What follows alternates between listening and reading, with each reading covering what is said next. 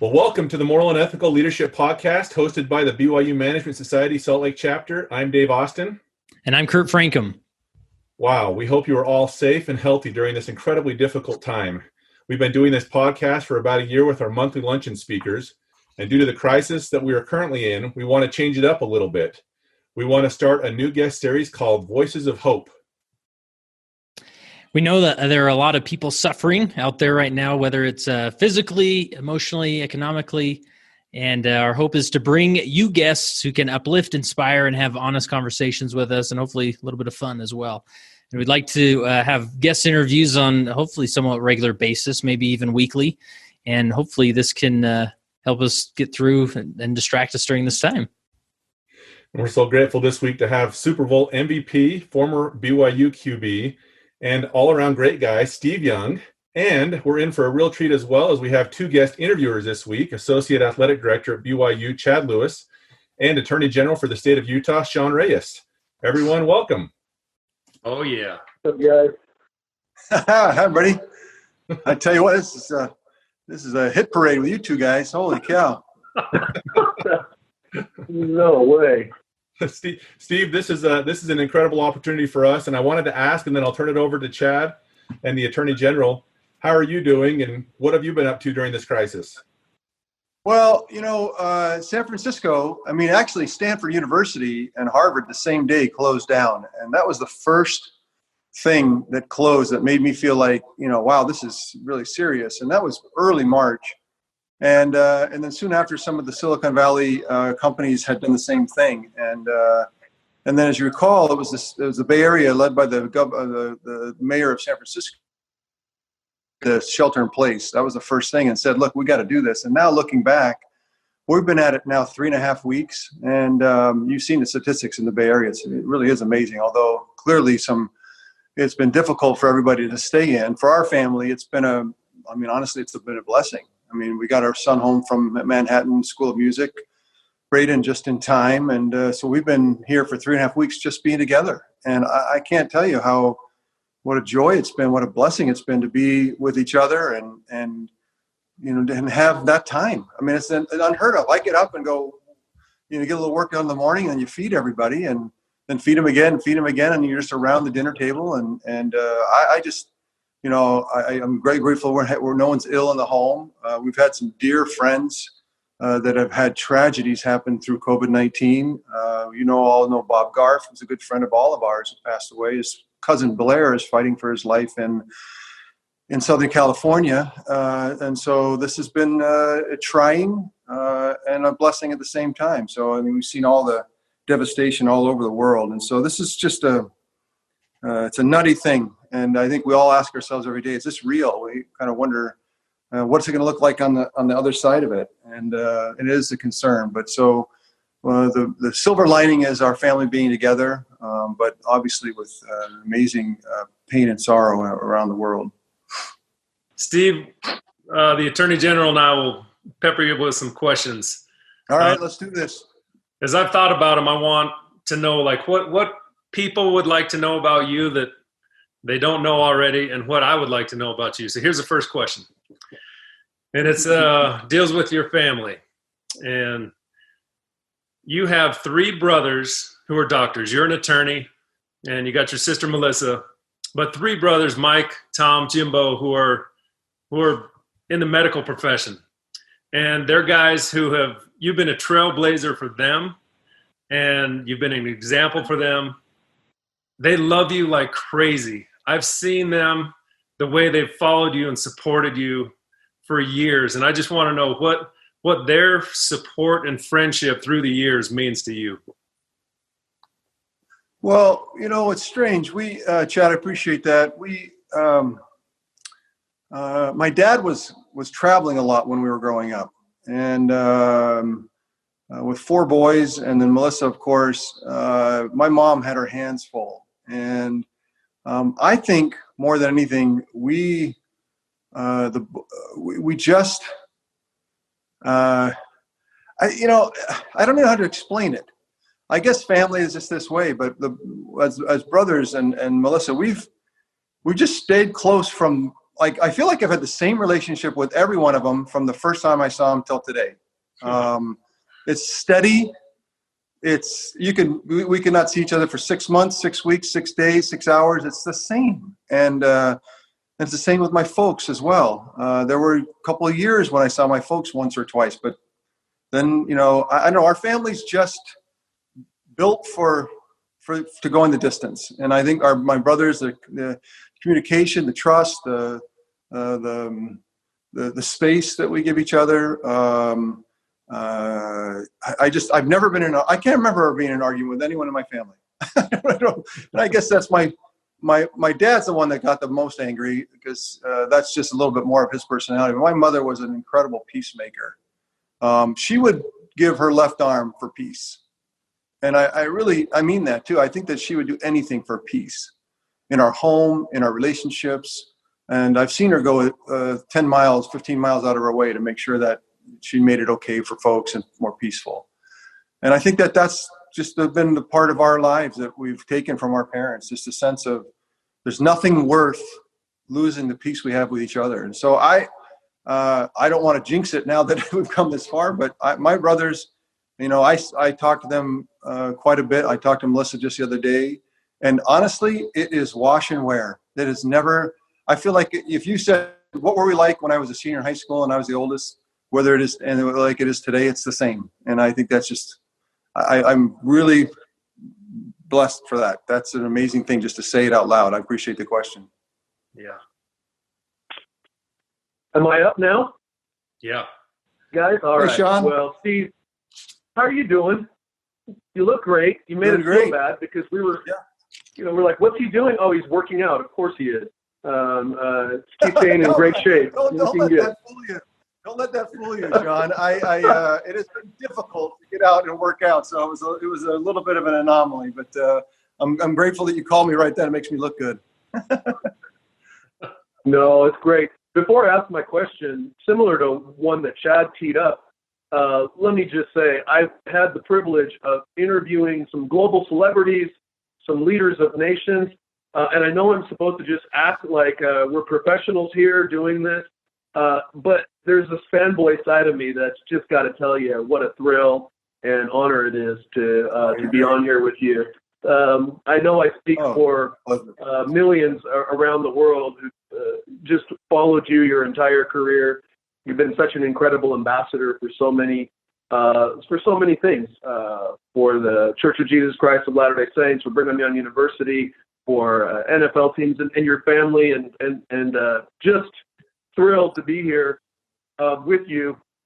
And thank you for being such a nice guy, just so genuine and not changing. Let me ask then, Chad brought it up and you alluded to it. You talked about your mom and her influence, some of the characteristics of being a peacemaker. Amongst all of this COVID craziness and earthquakes and missionaries coming back from around the world, I lost my dad after a couple-year battle with cancer just a few days ago. And he was my hero. And he came across, from another country to escape political turmoil with nothing, live the American dream. But he was always such an optimist. He would say, son, if you wake up in this country with your family and your health, everything else is gravy. Implying that if you were here, you have freedoms that are protected. And as long as you could get up, you could get on your knees and pray to God, thank him, and then go out and work your tail off like you meant it. And your family was safe. Whether it's from your dad, another parental figure, you talked about mom already, what characteristic or attribute could you share that in troubled times, when times get really tough, where there's turmoil, that has helped you throughout your playing career, your broadcast career, just life in general? Yeah. Well, Sean, I appreciate that. That's kind of you to say. It's very meaningful to me, especially as I get older. I remember when I was playing for the 49ers and feeling like I didn't want to let down. I mean, I was the only LDS kid in my high school of 3,000. And so, I knew what someone who was LDS playing pro football, what influence it would have been on me. So I just always had that in my mind, and I always had that in my heart, that I didn't want anything phony about it. I just want to sincerely not do anything that would, Roger Staubach was my hero. He never did anything to disappoint me. I've told him now we're friends. We're good friends, which is an amazing story in itself. And how grateful I was that he did things to pay it forward for me, and now I'm trying to pay it forward for others. So when you say that those nice things about me, it is meaningful, and I appreciate that. And I'm sorry to hear about your dad. My father's 84.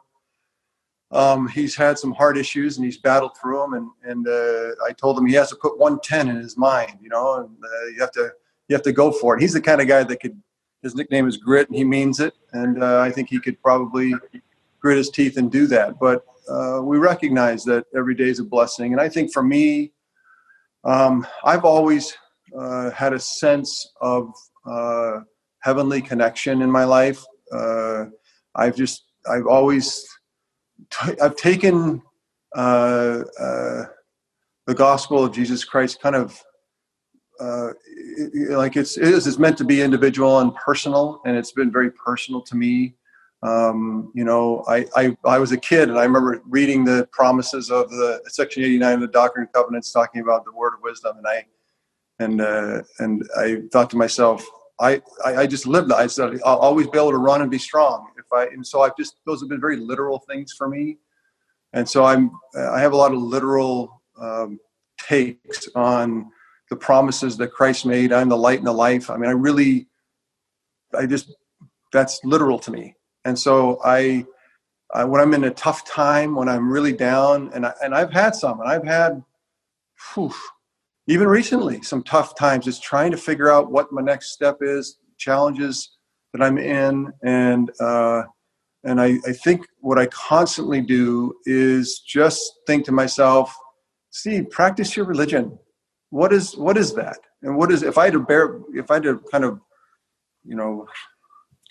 put it very simply, there's 4 qualities that I think that we're meant to work on, to have in our hearts, and they are long-suffering, gentle persuasion, love unfeigned, and meekness. And so for a football player, those are not power words. Those are not words that exude like strength and power, but in human being, interpersonal relationships, it is the secret. I've used it in my marriage. I've used it with my kids. I've used it my whole life. How do I more fully live these qualities? And so whenever I'm in a jam, honestly, it could be a jam at work. It could be a jam at home. It could be a mistake that was made. It could be conflict. It could be, I don't care what it is. If I say to myself, live your religion, what is the long-suffering place here? What would long-suffering mean to this situation? What would meekness mean to this situation? What would love mean to this situation? And then if I lay those on top of whatever it is, I swear the things just start to come more clear. And so I've just, I remember, was it Parley P. Pratt when he turned to Brigham Young when they got in the argument, and Brigham Young said to him, well, I guess you're going to leave the church now. And Parley, this is not perfect rendition, but Parley turns to him and says, I would leave it if it was your church, but it's my church, and I'm staying, right? And so for me, religion is super personal. It's super individual. And I think to me, that's what Joseph Smith brought forward, is a very intimate, personal God that had been lost through the creeds. And so for me, that kind of exudes in what I do. And I don't mean to be overly religious about this. I really don't. I mean to tell you how I think about this junk and this crazy and the wacky stuff that goes on every day. And you ask me the question, what are the things? How do you do it? And I just got to keep going back. I've been pushed to the corner many times. And so I know this works because it's kind of like when the barnacles are all power washed off your boat. You know what I mean? It's like you get refreshed and you get what really matters. And so I'm grateful for those things, because now I feel like I have my arsenal. What are the things that I have that I can take with me every day? And I got those 4 qualities that that I think to myself, if this situation had more long suffering, what would that look like? And then, man, I'm telling you, the answers start to flood in, because you know what it is. Usually, Sean, not only do you want to win it, you know better. I'm stronger. I know I've been right all along, or I've been, and it just, you lay these things on top of you, like, ooh, this one's gonna be tougher than I thought. And so anyway, sorry to ramble, but I really appreciate the question. It's super meaningful right now. I think we're all in a really strange state right now. Not strange, in a really reflective state. Things that, if you would have said a year ago on the podcast, in 1 year, we're all going to be sheltered throughout the country. There's going to be an international, worldwide pandemic. Hundreds of thousands of people are going to die. There's no sports. Everything's shut down. And you'd say to yourself, oh my gosh, it's the end of the world. And here we are living it out and having to figure out what's the next step. I think there's a unique opportunities as we do this podcast on how to be better on the backside of this pandemic. And if I could do one thing and have my kids have one thing to go with them, it would be those 4 qualities. So I just give you that as it's not my secret sauce, but it's been my secret sauce through a lot of years. Sorry for rambling. No, it's great. And I have a quick follow on, even though I'm going to preempt Chad, who's patiently waiting because he knows I have 42 questions. But you made mention of one thing that I wanted to just touch on, because that was actually question number 17 for me.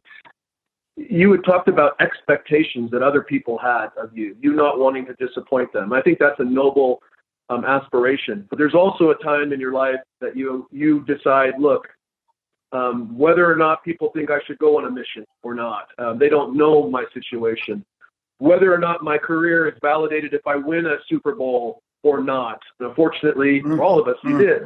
But how do you stay focused on what you need to do, what's between you and God and Barb, and the importance without giving into people's hopes and expectations? Because it's a balance. You still want to, you want to fulfill that role. To me, it's always been, you've done such a good job of striking that balance. Can you give us some insight into what you think about? Yeah. It's really important. You say it very well, because you can't play one key on the piano. You might be the greatest one key piano player ever, but you got to have a lot of ways to do it. I've said that I call it spiritual athleticism, and you bring up all the ironies that Christ taught.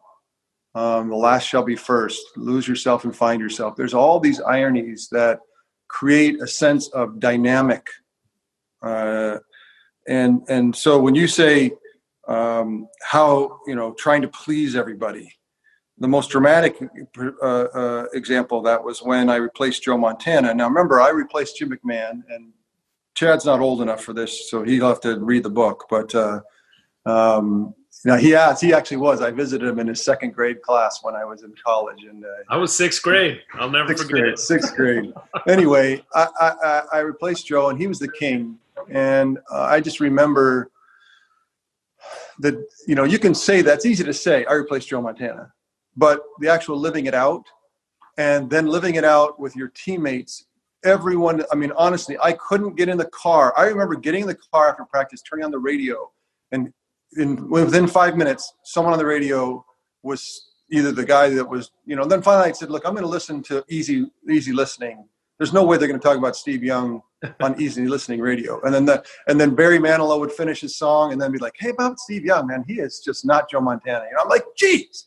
And just I'd be at the line at the grocery store, and the guy in front of me, Steve Young, he just can't do it, and then your teammates and everybody's staring at you. And it felt like everyone alive in the whole world was staring at me saying, you're not Joe Montana. And then I was doing everything I possibly could do. Every inch of myself was poured into trying to be Joe Montana. And it just finally dawned on me. It got so bad. I mean, I got into a hole. I got depressed. I got anxiety ridden. I could hardly sleep. I was miserable. I'd go to practice and be miserable. I'd come home and be miserable. I was victimized. I was feeling like everything, the world was out to get me. I remember I got to a game when we played the LA Raiders. They were in Los Angeles. We played in the Coliseum and we lost 9-3 or something. It was terrible. The last play of the game, Jerry Rice is open in the end zone and I don't see him, and I get sacked and we lose. And it was the lowest of the low for me as a professional, but then just as a human being, it's like it all just caved in right there. And I remember the next day I said, I got to get out of here. And I flew to Salt Lake to be with my brother, who was in med school at the U at the time. And I walked around Salt Lake City with him. And I said, Mike, I'm not going to make it. I can't sleep. I'm depressed. I'm in a hole, and I am mad, and I'm angry at myself. I'm angry at the world. I don't know how I'm getting out of this. I still got 10 weeks to see. I'm not going to make it. He told me, I know, Mike, he said, look, Steve, I got 2 kids and I'm broke and I'm just trying to get through med school. So, you got to know, you'll be all right.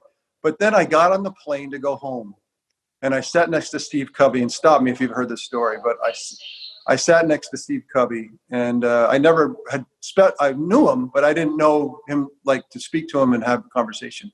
And I'll go through the story really quickly because it changed my life. He said, I immediately when I sat down, he goes, how you doing? And I just gave him everything I had, for the first 15 minutes of the flight, and just how terrible it was. And I finished, and he looked me in the eye. He was bald, and he kind of had older, and he didn't look, I'm not going to say he was Yoda because he looked like Yoda. I'm saying he was Yoda in the way he spoke. He would look at me in the eye and he would like, so Steve, I hear you, but tell me, Eddie DeBartolo, he's a great owner, yeah? And I'm, oh my gosh, he's the greatest. He thinks every player and owners are partners. He's brought everyone together. It's a family. It's amazing. And Bill Walsh, he's a great coach too, isn't he? He goes, yeah. And Bill Walsh is forward thinking. He's amazing. And he goes, yeah, I'd love to meet those guys. They sound great. And then Joe Montana's on the team, right? And I said, yeah, that's the problem. Aren't you hearing me? And he goes, well, if you had to ask him a question as a mentor, could you ask him a question? And he said, yeah, I could ask him a question. But, he goes, then he stopped me and he looked me in the eye. He goes, Steve, I got to be honest with you. I travel the world looking for platforms for where human beings can have the opportunity to iterate and see how good they can get. And when I see those platforms, whether it's corporations, families, organizations, I want to elevate them and amplify them so that the whole world knows, because every human being deserves a great platform to see how good they can be. And I got to be honest, I've traveled the whole world, Steve. I don't know if I've ever seen anybody in such a good situation as you are to find out how good you can be. And I remember thinking the guilt that rushed over me, that I'd allowed myself to fall into this hole of comparison, of failure, of all that stuff that just is such a weight. And to your point, Sean, it could be a brother that you can't own up to, or a friend, or some sense that I'm not good enough, or I'm not in comparison. And I look around the world and I'm always not good enough. And you can do that, and you can be like me and get into a huge hole. And then when Steve Covey told me that, my life changed right then, in that moment, and my whole globe just went upside down. He looked at me, and just like Yoda with his finger, he goes, Steve, tell me, do you want to see how good you can get? And I remember thinking, because he said, not everybody wants to. I mean, that's a hard thing to answer, but do you want to? And I go, yeah, I want to. He goes, well, then go do it. And that rest is history. But I needed to get out of that hole of comparison, because I could have spent my whole life doing that.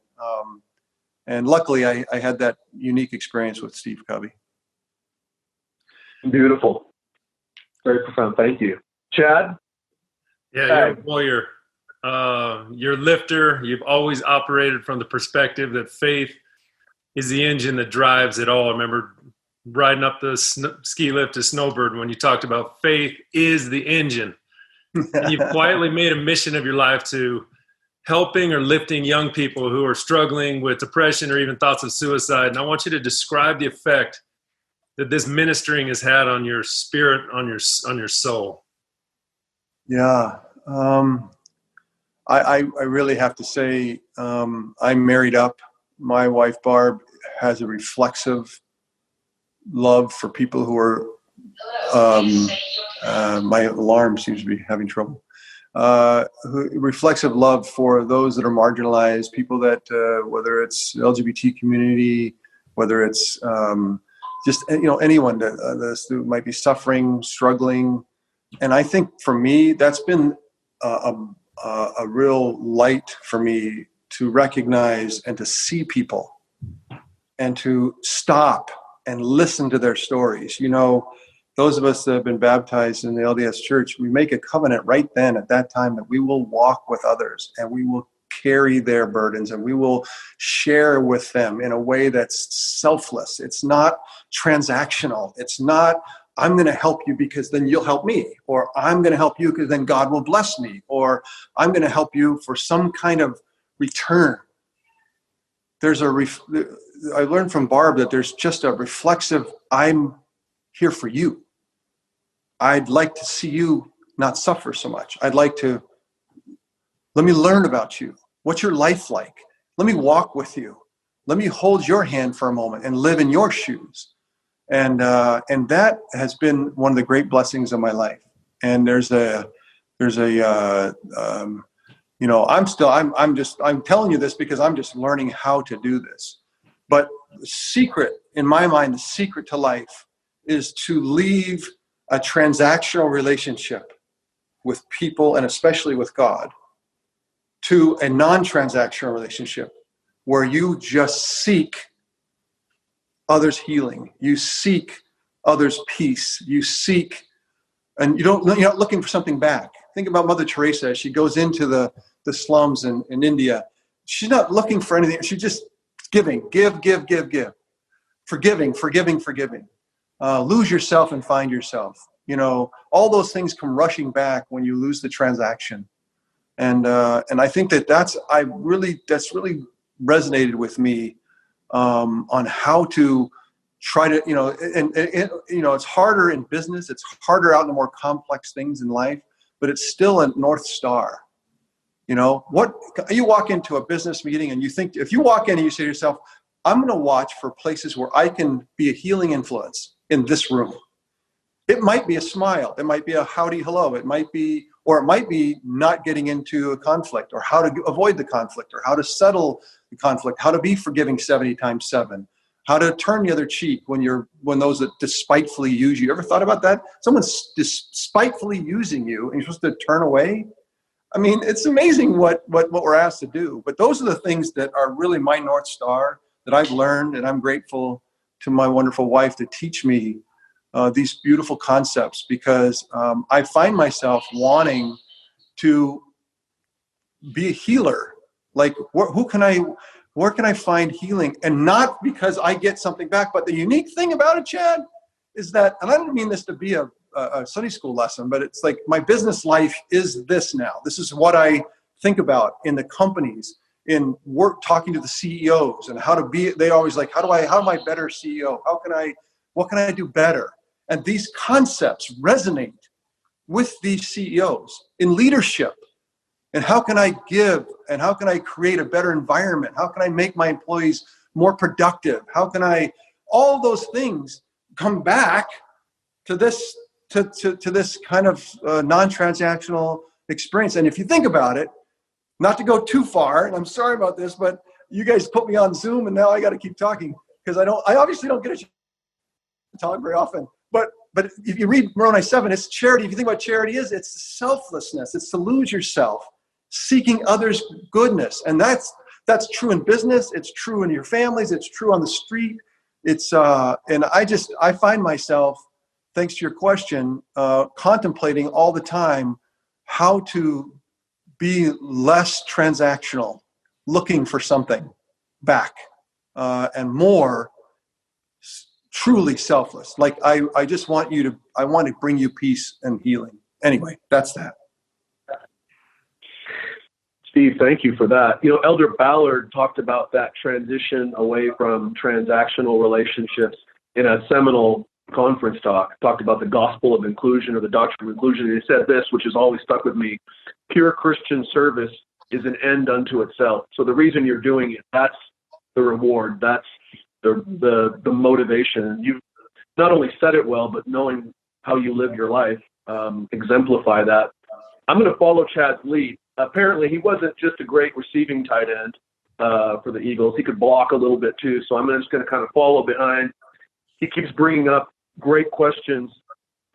He talked about some of what you've done for youth, including your Forever Young Foundation. Since 1993, helping to bring some of the most vulnerable children opportunities, hope, light in their lives. You and I, the last time we were together, we chatted a little bit about the epiphany that I had, an experience going out with Tim Ballard in Operation Underground Railroad, where we rescued Tim. Good friend. some little kids from child sex trafficking, and then me being confronted with that in the state of Utah and prosecuting cases here of human trafficking, opening up my eyes to this horror, but also dealing with the innocent children who it changed my life in many ways.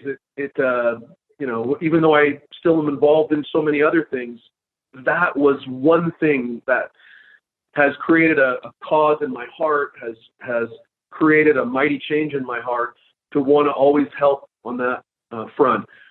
Can you think of an experience throughout your career, and I know that you've had so many around the world, where you had kind of that aha moment, where you saw something that was so moving that it motivated you to stay committed to that cause or to do something about it for the rest of your life, the rest of your career? Could it be a charity? It could just be a story of a person that you interacted with. Tell us a little bit about that. Yeah. And even Forever Young, so much good work there. Yeah. I once, the first year I was at BYU, Donnie, I guess Marie Osmond and John Schneider started what is now Children's Miracle Network. They've been at it for now 35 years, almost 40 years. The first one was up at Primary Children's Hospital. And as a BYU football player, I was invited up to be a part of this inaugural effort. And I'd never been sick. I'd never been hurt. I'd never been in the hospital. And so here I was, 18, 19 years old. And I go up to the Primary Children's Hospital, and it was a shock to me. I know that sounds goofy for people, but I was shocked to see kids suffering. Like, oh my gosh, this is like, I guess theoretically I'd known that there was trauma and drama in the world, but I think for me, to see the suffering and its extent. And I remember meeting a young boy who had epidermolysis bullosa. It's the most terrible thing that you could, I'm not going to compare. It was so terrible. The genetics are missing to connect your skin to your body. It like sloughs off.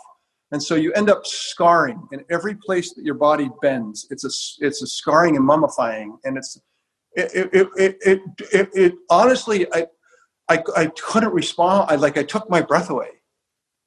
And this boy who had EB, they call it, who was half mummified. And I'm 18 years old, I'm coming up to try to help this cause, to try to raise money for Children's Hospital.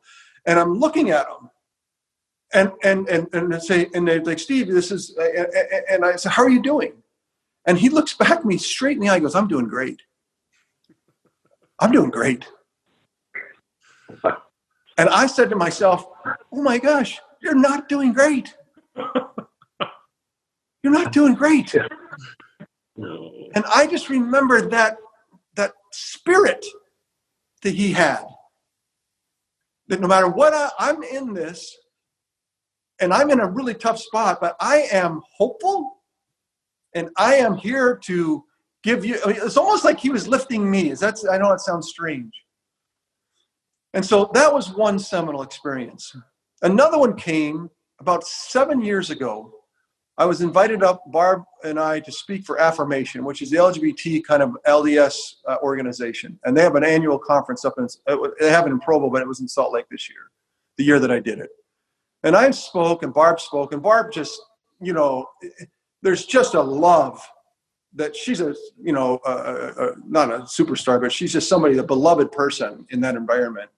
And so as it ended, all the LGBT kids came, and everyone kind of surrounded Barb, and they oh my gosh! And I, for the first time in my life, not first time, but part that I really enjoy, I'm kind of on the outskirts, kind of just watching this and appreciating the love and the healing that she had brought to these people. And I sat on the outside, and one by one, these young men, obviously returned missionaries, and essentially the same story, would come up to me and, hey, Steve, would you mind if I took a picture with you? Because my dad and I, we're not really doing well. And I know he loves you. And if I was in a picture with you, I bet you that it would help our relationship. And that happened 5, 6, maybe 10 times in the next 20 minutes, where these young boys, men, were looking for healing from their own family with a picture.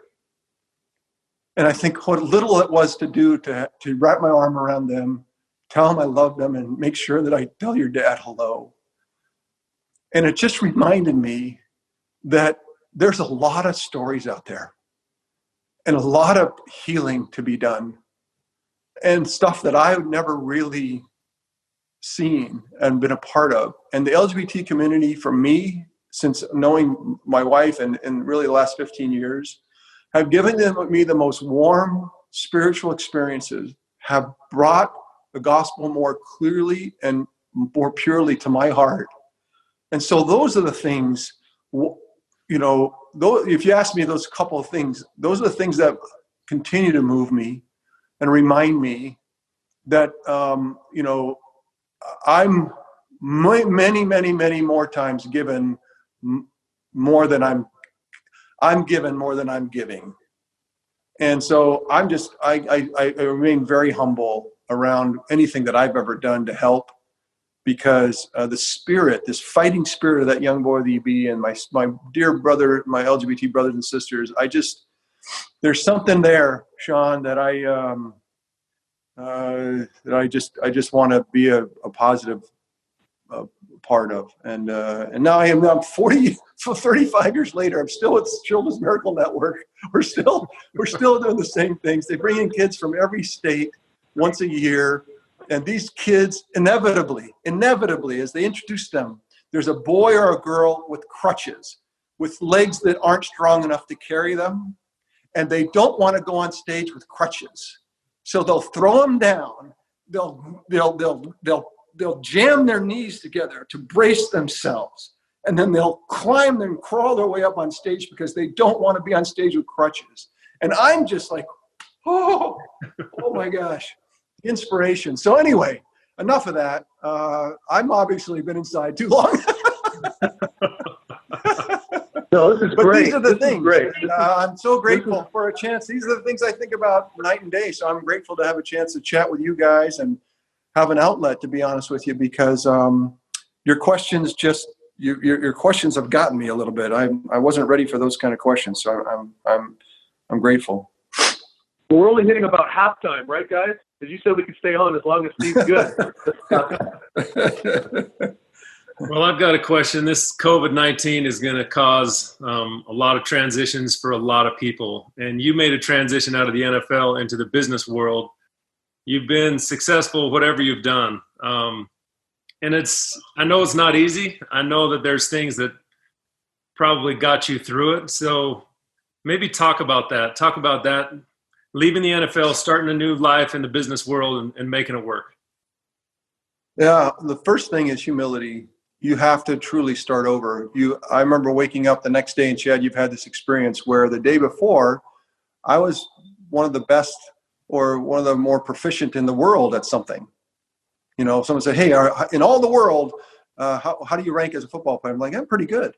And the next day, you're not good at anything. The one thing you're really good at is gone. And then what else are you really good at? Nothing. What are you even kind of good at? Not very much. In fact, I'm not good at, honestly, and so there's a humility that you have to have that, like, I am going to start over. And I'm grateful for the experience that I had. There are many mentors. Bob Gay is one of my mentors in business.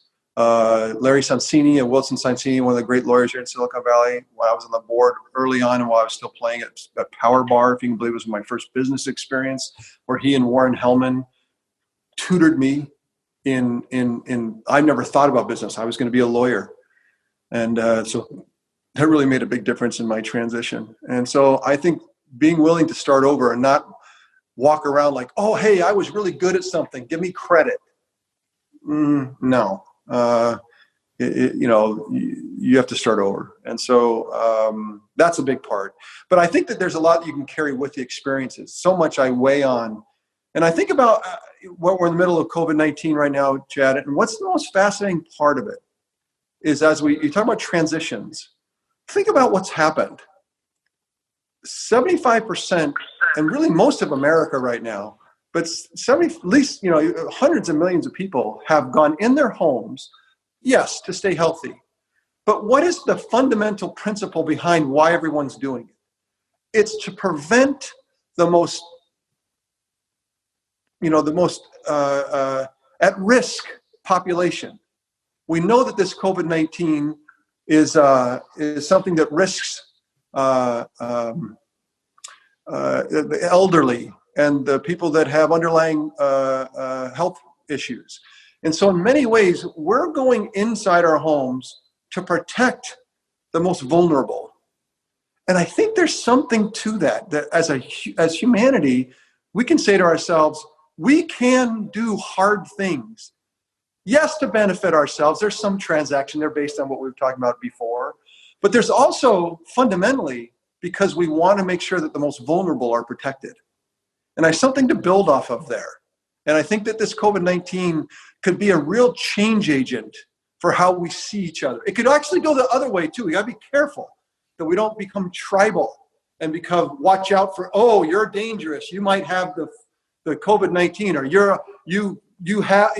we got to be careful. But what we've fundamentally done is something really, I think, really inspiring, that we've gone kind of indoors to protect the most vulnerable. And so I think two things for me is the humility to make the transition and then the leadership that we need to have. And I think the real leadership that we saw early on was from the private sector, from the schools at Stanford and Harvard. We saw it from the Silicon Valley companies that saw that the data.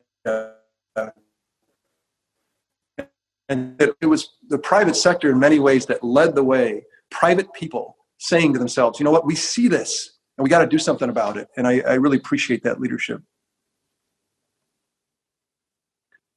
All right, I'm going to talk about football for a second because I know there's some listeners who are probably like, great, guys. You got, a couple guys, NFL Hall of Famer, former NFL star, and they haven't talked football yet, and then me. So I'm going to preface it by saying one thing you mentioned that you married up. Lewis and I have a club we started called the Married Up Club. When you marry far above your station, and knowing Barb well, I think you are you should be a charter member. We'll waive your membership fee. You can just come on in. Hey, Sean, the football metaphor for that is out-kicking your coverage. I out-kicked my coverage on that one. Yeah, you Ray Guy punted that like you just way out-kicked that. So let's talk a little bit of football, but let me set the stage this way because I want to talk about maybe some of your greatest achievements that came. I think people looking back just remember the Super Bowl win and the iconic monkey off the back, but they didn't realize a lot of the other stuff that was going on there. I had a front row seat to that because I had taken your lead. I was in law school, had some eligibility left at Cal, was playing for Cal. Not football, but Tom Holmoe was our who played with you at BYU 49ers. He was the defensive coordinator. Kalani Sitake was a missionary serving his mission there on campus, which was the worst draw that you could ever get, but somehow Kalani was excited about it. You put on epic firesides for us with Bart Oates and guys like Jesse Sapolo that you brought. It was this incredible, time for us. Yeah. We were such a big fan. By the way, you didn't even know me. I was just a law student, and you were as nice to me as you were when you signed my autograph, when you were playing for BYU, and again, as you've always been. That's why I say, for a super duper star, an icon, you're the nicest guy, and we appreciate that. But here's what people don't realize, that in that 95 season, where everyone said, validated yourself and finally proved that you were the successor to the Hall of Famer Montana, it wasn't easy pickings, and it wasn't smooth sailing all the way either. You had some tough losses that year, including, to Kansas City and Joe. I think Philadelphia, since Lewis is an Eagle. That wasn't a pretty picture. I was screaming at Seifert and everybody else, because you're my guy, and you could have done anything, and I would have been defending you. And then after all of that turmoil, you get to the Super Bowl, you throw 6 touchdowns, a record, 325 yards, all that. It's incredible, but I think people only remember that. And I would love for you to unpack that season a little bit, or talk about some of maybe the coolest things that happened, or some of the toughest things that happened for all the big football fans out there who watched your career. Well, you gotta put it in context, Sean. We'd in 1992, coming off of the Steve Covey conversation in 1991, and changing my life.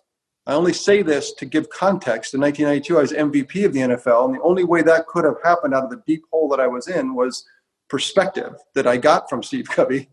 And we go to the championship game and get beat by this upstart Dallas Cowboy team that was not supposed to win. And so not only did I get beat in a championship game against the Dallas Cowboys, but we were supposed to win, and we were home.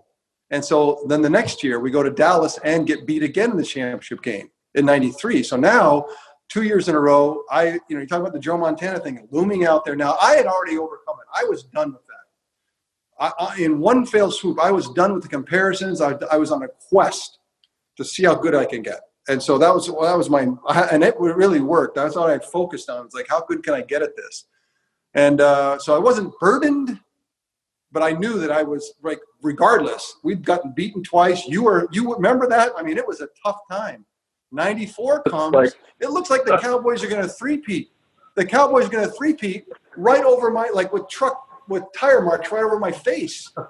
And so we play that season I'm not saying desperation, but it has to not happen again. So 3 things happened. One, we played Joe Montana in Kansas City, and that was just the drama of all dramas, and got beat in the last couple of minutes. And I remember saying after the game, I guess I got more to learn from the king. I mean, I just wanted to move on, right? And then we got beat badly at home against Philadelphia, where I got in the only argument I've ever really been in, true argument, was a one-way argument with me and George Seifert, the head coach, because I felt like he embarrassed me, and I was sick of being embarrassed by how he pulled me out of the game. And I just felt like he pointed the finger. I took it very, very, very, very, very personally. And I remember just screaming at him on the sidelines and trying to get into a fight. I said things to him that I would never say to another human, to have him turn around and I wanted to fight. I'd never been like that my whole life. And to his credit, he just stared straight ahead. And the whole game, I kept this up. And then, to the end of the game, and then in the locker room, I told everybody, you better get him in here. I am not leaving until he confronts me. I'm not.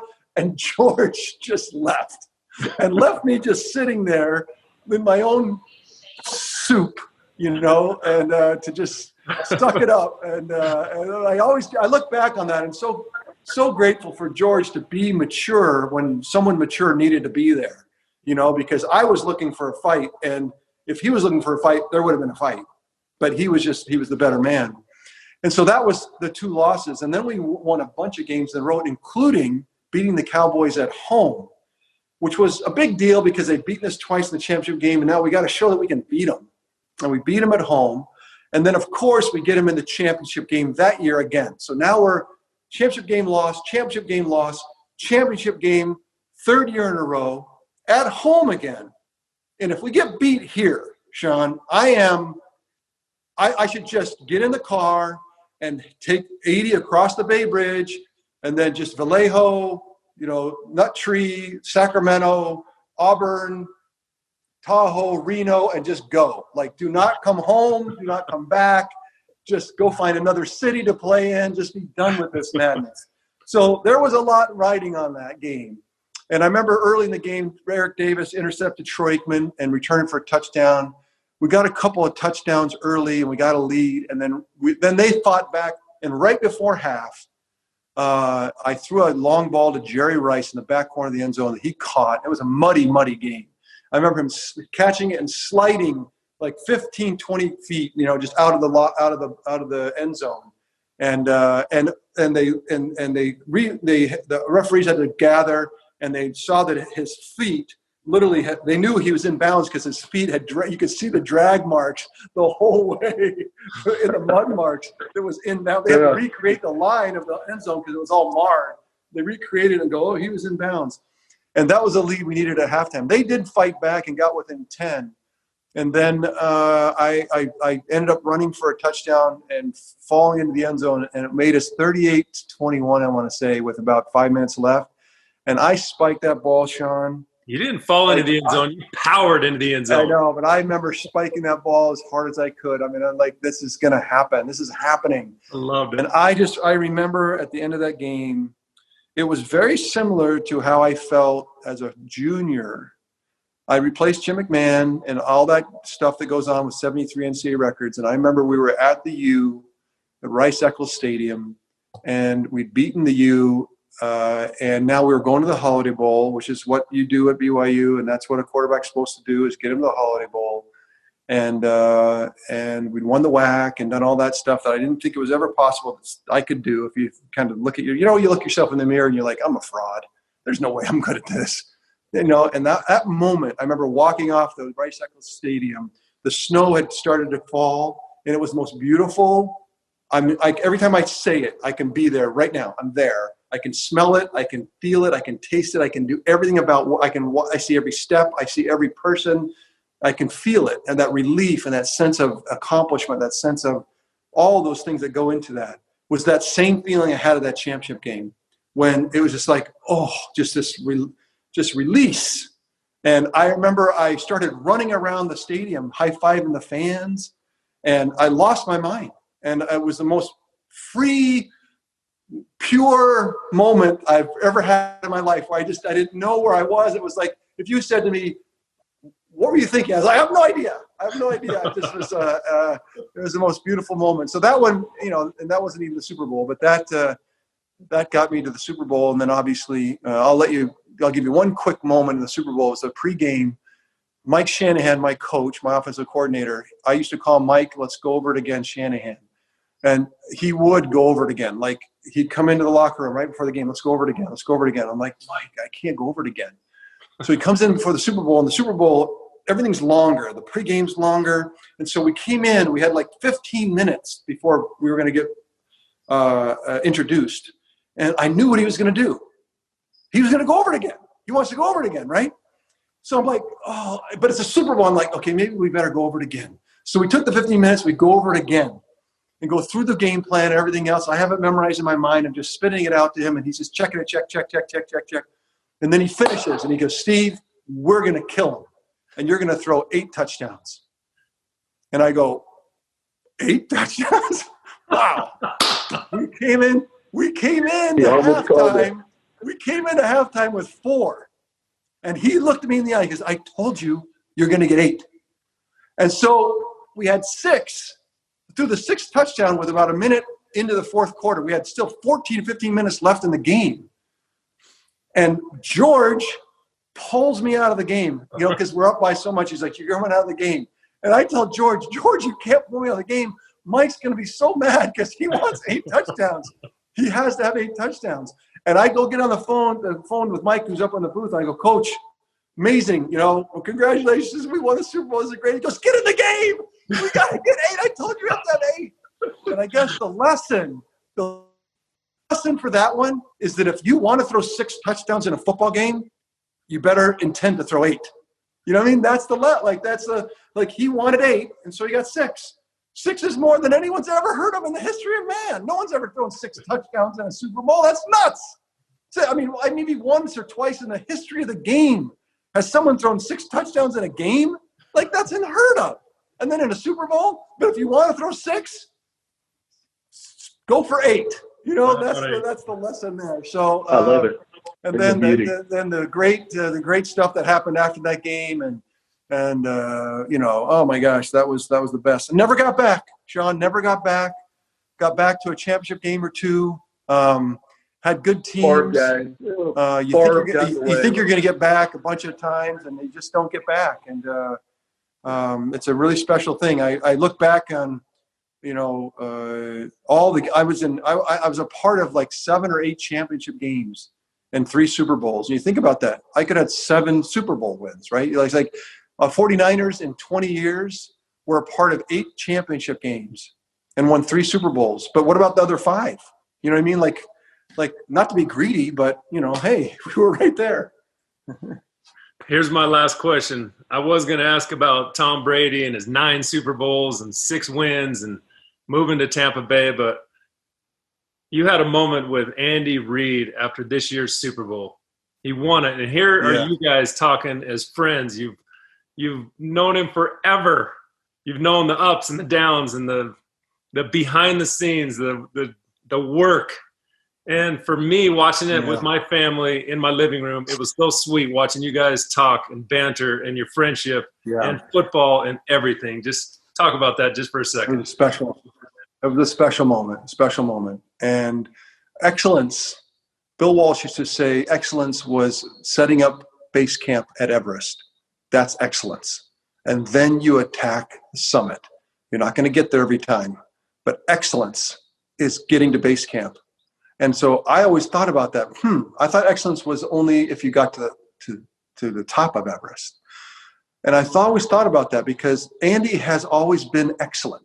Yeah. He's always set up base camp. He's always around the playoffs. He's always been a part of excellence, but he'd never been to the summit. And like anybody, it's got to be part of it. Like you want that to be a part of it.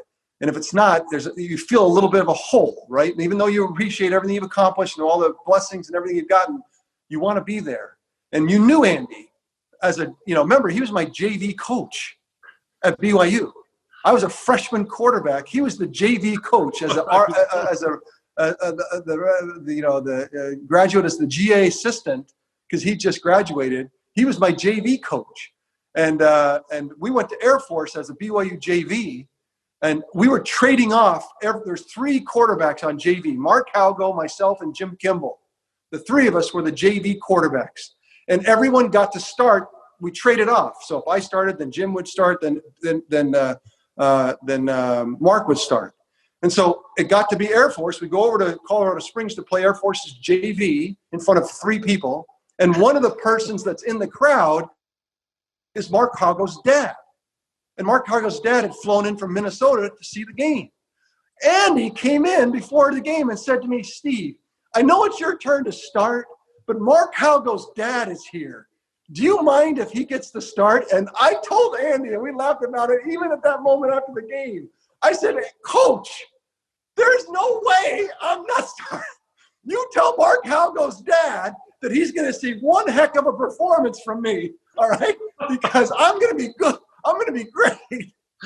And so it just reminded me, because I remember Andy when he was walking towards me with Tammy, his wife, and I'd seen that excellence through the years with Andy and all the things that he'd done and the beloved person that he was in the NFL. I mean, when I would go in ESPN and I would go around people at ESPN or around people in the NFL offices or around other coaches or around other players, and you said the name Andy Reid, reflexively, everybody says, I love that guy. Yep. I love that guy. He did more to bring, we talk about healing. We talk about non-conflict. We talk about bringing peace to an organization. Andy Reid was a peacemaker in the NFL for 25 years. And so now all of a sudden, he'd reached the summit. He got the thing that was so elusive. It doesn't matter. You don't have to have it to be excellent. But my gosh, when you get there, it is something super special. And I remember him walking towards me with Tammy, and we met eyes, and all of a sudden we were back as JV coach and GA, man. We were like, we've been through this. for 30 years, 40 years. And I hugged him and I said, Andy, I just don't, and we just tears, just tears for what he was feeling. And just to be a part of it. Look, I did nothing to help him win the championship. I did nothing for the Kansas City Chiefs, but to be a part of it, to be around it, and to be as we interviewed him in post game, it was really one of my neat memories. So yeah, I appreciate that, Chad. And I apologize, guys. I'm sitting there talking into my phone. I'm at my house. I have no idea how long we've been doing this. I'm sorry to chat so much, but obviously we got some time on our hands. Love every second of it. We're okay. So we're in the fourth quarter now, beginning. I think Lewis stole my playbook because every question I had, he asked first. So good job. I'm glad you talked about Coach Reed, because you said it well, Steve. It wasn't necessary to cement his legacy, but it was well-deserved validation, I think, for all of us who are fans of his. So I'm going to ask you like a three-part question, Steve. You can answer any one of them, or you can answer all of them. The first question has to do with coaching. You did play for Andy Reid. Is there a coach that you would have loved to have played for that, whether it was during your time or an era past, that you always thought, man, if I had a chance to play for him? Question number two, talking about coaches, this young missionary, while you were winning NFL championships, was winning the hearts and souls of a lot of people on the Berkeley campus. A kid named Kalani Sataki. He was Elder Pepita at the time. I knew because I had to drive him around on splits and take his investigator to church. And he had the greatest approach. I said, you realize you've just been assigned to Sodom and Gomorrah? And he said, yep, more opportunity to baptize here.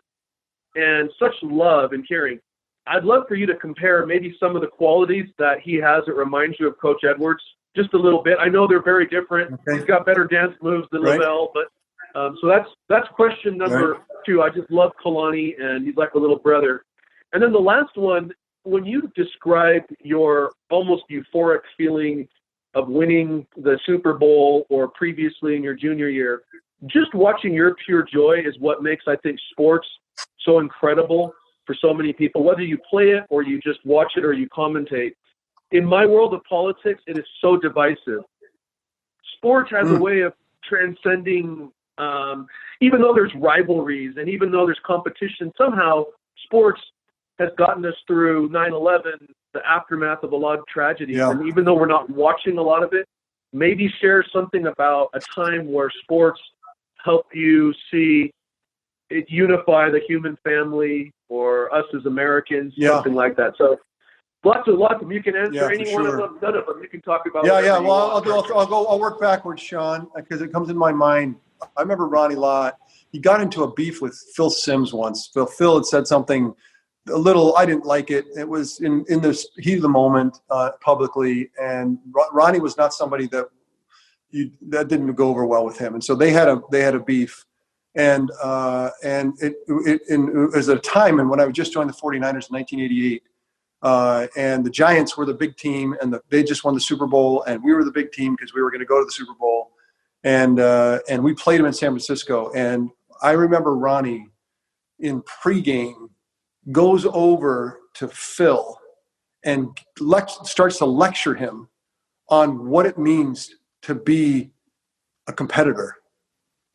And how and the one thing that stuck in my mind is when he said, "You don't understand. Competition is a team game, and if you're going to get the most out of the competition, you have to be part of the team, and you have to give that respect. You cannot disrespect, or you lose an element of the competition, and you devalue it." And I remember like, woof.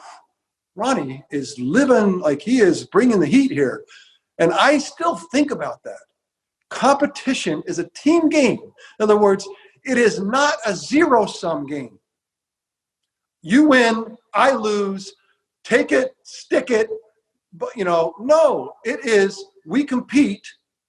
We're holistic about it. There is a winner and loser, but there is a competition and respect. And then there's also a recognition that tomorrow I might be on the other side. And that you don't use, because the truth is a zero-sum game, Sean, and this is what politics is today. It's a zero-sum game.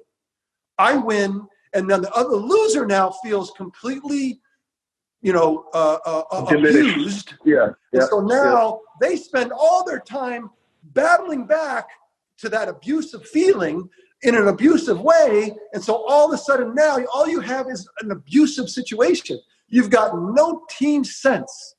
And so that's why we have got to get out of that mess. Sports has got to get us out of this mess, because we have got to get a place where healers can say both sides have positions that we need to reason through and stop the zero-sum game. Zero-sum game is killing us. So no more zero. Hey, how's it going? How are you? Who is that behind you?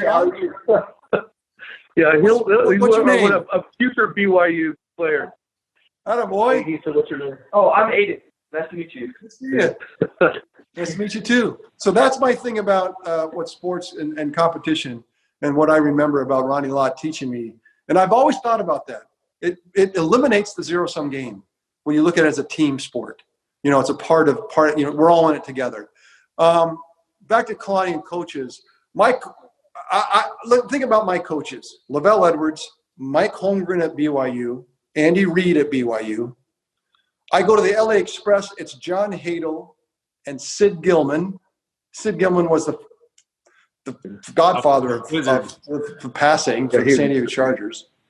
Then I go to San Francisco with Bill Walsh, Mike Holmgren again, now that he's gone from BYU to San Francisco, Mike Shanahan, Steve Mariucci. I mean, oh my gosh, who would I have loved to play for? I think that's come to mind recently, these innovative coaches that have put you in the shotgun with the RPOs, where you put it in the back and you just watch the safeties for like a good second and a half before you decide whether you want to do it or not. Then you let it go, you take it back, and now everyone's frozen, and now people are just wide open. And you see what Sean McVay did and for the Rams, what Sean Payton's done for the Saints, what Kyle Shanahan did last year. When I was down with 49ers, I'm like, I was a night before the game. He did installation. Bill Walsh always had the first 15. Now they do the first 20, and they tell the offense, these are the first 20 plays tomorrow. So everybody can go to bed and realize this is what we're going to run. And so that still is going on. So Kyle's going through the first 20, and he's going through it going, okay, and then Jimmy, I want you to do this. And I'm like, whoa, wait a second. First of all, that's not hard. But yet that's going to be really complex to the defense. And I want to play for you. I want to do this. And part of me, I'm now 58 years old. I feel like I could go run those. I could do this. I could go play. And so I want, these innovative coaches that have come from Andy Reid, that have come out of that, from Bill Walsh to Mike Holmgren to Andy Reid, all of these coaches that are in the league today that have the great grandsons of Bill Walsh, they are so innovative. Matt Nagy and Doug Peterson and Kyle and Sean McVay and Pete Carroll came through here, even though he's older. But I mean, these guys I would love to play for. I would love to play today in this environment with the offense the way it is. I'm super jealous. I'll admit it. I'm bitter that I wasn't born today. I mean, to play quarterback today for me, a guy that can run around and throw it. What I could have been, Sean. What I could have been. And then with Kalani, he is an anomaly. You do not find kindness. And he's an athlete. He's kind and intense, right? And he has to figure out how to manage that. But that kindness and intensity work at their creative tension. It's a tension that's creative. It can be toxic. You got to be careful. But he has an intensity and a kindness that are always at odds. And it can be really creative. And I think he's trying to find the most creative that he can be. I feel like the place that he's found the best is that he is an inspirational voice every day. He's an inspirational voice. And believe that. He needs to believe how inspirational he is. Just be that voice. and then you coach defense. You own that defense. I know that if he owns that defense, that we will have a top 20 defense in the league. And then now find somebody, whoever's there, or someone, whoever, and they are going to call plays aggressively to be BYU. We are going to be throwers of the football. We're going to be aggressive, and I'll have a defense that'll clean it up if we have problems. That's my Kalani and my take on BYU football. Okay. well, then if Lewis is already out, and that's fine. No, we got to end all the spirit strong. The spirit's in the room. Boom, we got to finish it. Let me ask you on a really lighter note, because it's kind of surreal when you're a Hall of Famer and a legend. Have you ever played yourself in Madden or backyard football or any game going back? Because I used to always pick you, no matter what video game I did see you on there. So that's the light question. Sean, that's a very interesting question, because I got to know the guys at EA. They had me do a little promotion for them, and my boys are all gamers. They love that stuff, and so I was interested in showing them EA Sports, so we went and visited them, and so and that got me to recognize, because I don't play Madden, but they showed me how I have these skill sets and numbers and speed and agility, and when I went through it, I'm like, no, that is not right. I am much faster than that. And I'll give you the time. I have the time. I'll give you the 40 time. I'm like, you're going to bring film for him? I was like, this is not right. I am faster than that. My arm strength was like something. I'm like, no, that is not right either. And I had to, you need to go show. I like, there's a throw that I did. I was not going to live for that. That Madden did not resemble me. And so I went to battle, and I actually won them over. I'm like, you're right. You show it, and now I'm like super fast, so I don't know. I every once in a while I'll get something that I'll see that some guy who plays Madden goes, Steve Young is super fast. I'm like, yes, that's right. That's right. That's when the legal skills come in handy to be able to, make your case. Okay, here's my maybe last one. We want to be respectful of your time, and I got to thank Kurt and Dave for just giving us. I got to cook dinner, so yeah, I'm on our dinner squad tonight. Here we go. Then this is the last one. So again, I was at your LA Express games, had your rookie card. You handled yourself with such incredible class there. Over the years, we've had some mutual friends.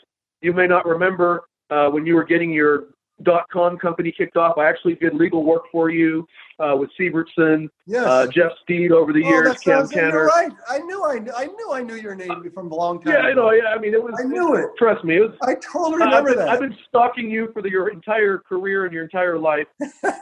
My ex sports professor, a guy named Lee Steinberg, I helped Lee get back on his feet a few years ago, and you were kind enough to let us you're great.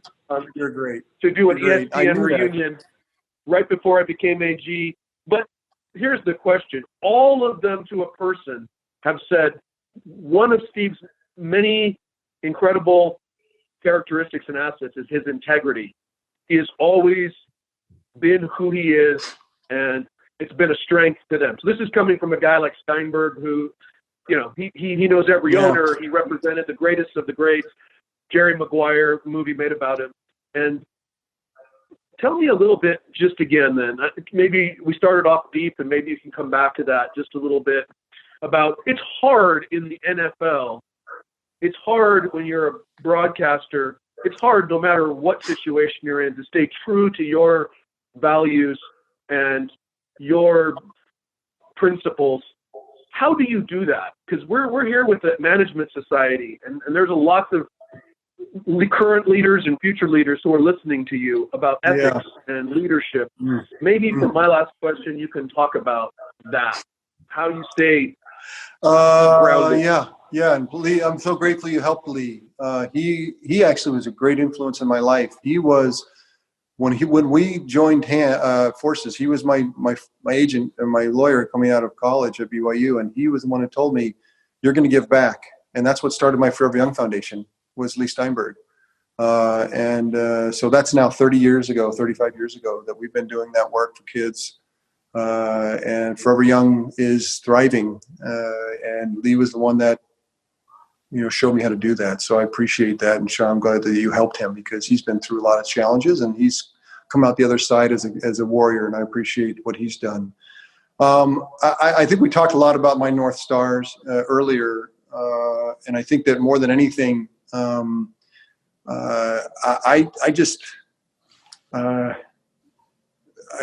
don't want to ever not be able to look someone in the eye. And so I'm somebody that if I leave a conversation and it didn't feel right, or I didn't say it the way I wanted to, or that there's some reason to, kind of fix it. And maybe this is from my mother, because I told you she's a peacemaker. You don't want to just be a peacemaker. Again, that's why the gospel is such an interesting thing, because it takes spiritual athleticism. You can't just play one key. But one of the things that is a North Star is a peacemaker, and I do enjoy having that be I've always found it much more taxing, much more weighing, much more corrosive to be in conflict. I do not find energy in conflict. I find just the opposite. And so I think more than anything, and again, I guess maybe that's my mom, but I think that I seek common ground with people. I seek, in business, it's very complex things. But I will tell you, Sean, in the last 10 years, I've been doing private equity longer than I played football. I've been doing it for 20 years. The first 10 years was all the things you think about business. The second 10, everywhere I go, and it's everywhere, in companies and CEOs and employees, people are searching for a more holistic, emboldening, equitizing all the employees, how better to make partnerships, how better to make it an art project than a science project. And I'm really amazed at the general tenor of the business climate that I'm around. I don't know if that's everywhere, but I sense that this is a generation that is saying, I'll take less as long as it's fair. And there's a fairness about it that it gives me a lot of energy, and especially in our own little firm. And I really appreciate that. And so I guess going back to your original question, we'll close on this. There's a peace that I seek. They don't always get it. I mean, right now, if you polled everyone that knows me, there'd be 15, 20% of people that I am not at peace with Steve Young right now. There are challenges, but the intent and the leaning where we lean in towards peace. So that's our goal, right? It might not be today, but that's where we're headed, if that's fair. Okay. Thank you, brother. You guys are great. That was awesome. Good luck cooking. What are you guys eating tonight, if you're cooking? For me, it's going to be. I'm great. I can kill it with. I have a mash of eggs and potatoes and ham and sauces, and I'll do a big mash. I don't know if I'll do that tonight. I got a grate. I'll do some salmon with mashed potatoes and broccoli. Broccoli is a standard in our home. Every meal has broccoli because that's the one thing that everyone has to have. I hope that too much broccoli is not bad for you, because every meal starts with a handful of broccoli, because that's how the kids know it. I can get something good if I'll eat my handful of broccoli. Chopping broccoli. Chopping broccoli. I love you both, Sean. It's great. Sean, my brother was a missionary. Jim was a missionary in Oakland while I was playing it. I swear to you, I knew you then. I don't know how. I remember you with Found. I remember you with Lee Steinberg, and I obviously know you as DG. So Nice to have you, Chad. You know, I've loved you since you Love were a you, brother. child. So Can I close with this? And Kurt, I think maybe we've been replaced. I think that Sean and Chad can take this from now on, right? I'm good with that. I love being a Put it fan. in, Coach. It's awesome. We're good. We sure appreciate your time, and Sean and Chad appreciate so much the questions. I wanted to just read this quote that I heard a while ago, Steve, when you were talking about primary children's.